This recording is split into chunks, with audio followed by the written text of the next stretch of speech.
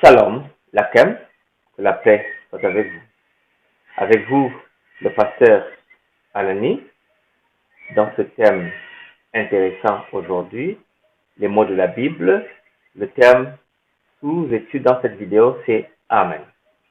Alors, le terme Amen vient d'une expression hébraïque, d'une racine hébraïque qui signifie Aman, se montrer ferme, se montrer stable.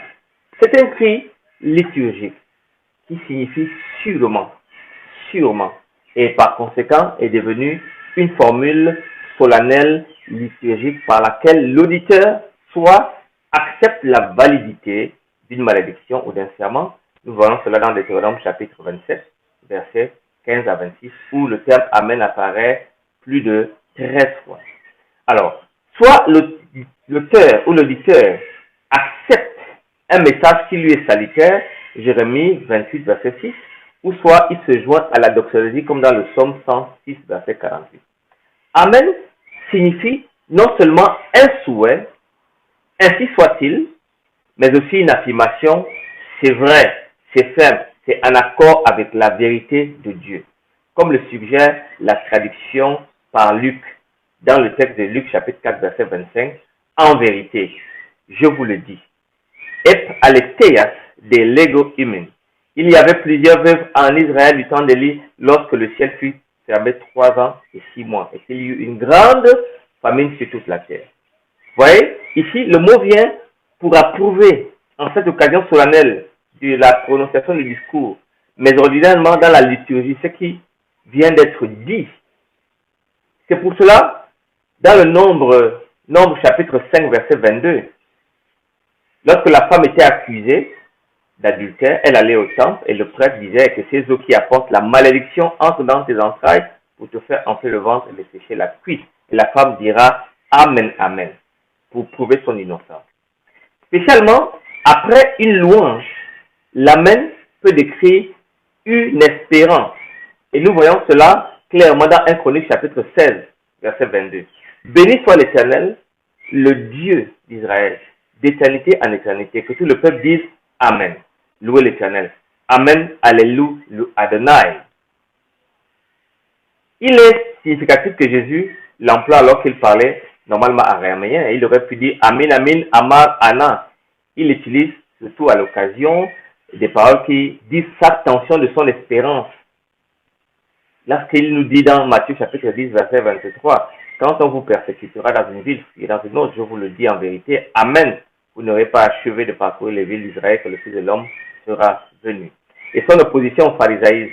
Durant ces discours, Jésus pouvait redoubler le Amen comme dans Jean chapitre 1, verset 51.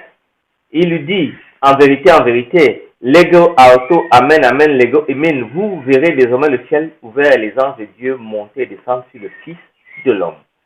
Matthieu 6, 2 lui est similaire. Ésaïe chapitre 65, verset 16 dit, celui qui voudra être béni dans le pays voudra l'être par le Dieu de vérité.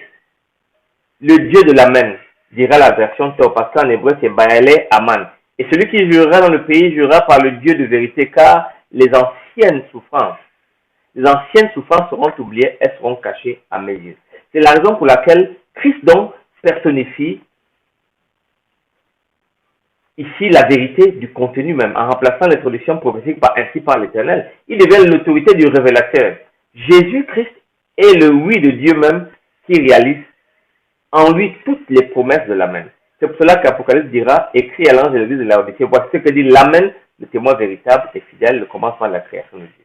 L'application de ce passage donc, selon le psaume 89, verset 52, béni soit à jamais l'Éternel, Amen, Amen. Le psaume 106, verset 48 que j'ai cité tantôt, béni soit l'Éternel, le Dieu d'Israël, d'éternité en éternité, que tout le peuple dise Amen, louez l'Éternel. Kol Aham, Amen, Alléluia. Et il est dommage, mes chers frères et sœurs, que l'Église ait abandonné ce cri participatif liturgique pour le remplacer par un autre qui lui est issu du monde du spectacle, à savoir les applaudissements à l'Église. En disant Amen, le culte est basé sur la vérité, car Dieu est Dieu de vérité, et l'auditeur, l'adorateur reconnaît la validité de ce qui est prêché, ce qui est prié, ce qui est prononcé. C'est pour cela que Jean chapitre 4 verset 23 dit, mais l'heure vient et elle est venue où les vrais adorateurs adoreront le Père en esprit et en amen en vérité, car ce sont là les adorateurs que le Père demande. Ramenons donc cette coutume passée des synagogues aux assemblées chrétiennes primitives, que lorsque quelqu'un avait lu ou parlé ou avait offert une prière solennelle, les autres répondent par un amen, montrant ainsi qu'ils s'associent à ce qui avait été prononcé ou dit. Chers frères et sœurs, restons connectés. Jeudi, nous allons parler d'un terme aussi important, le mot amour. Que le Seigneur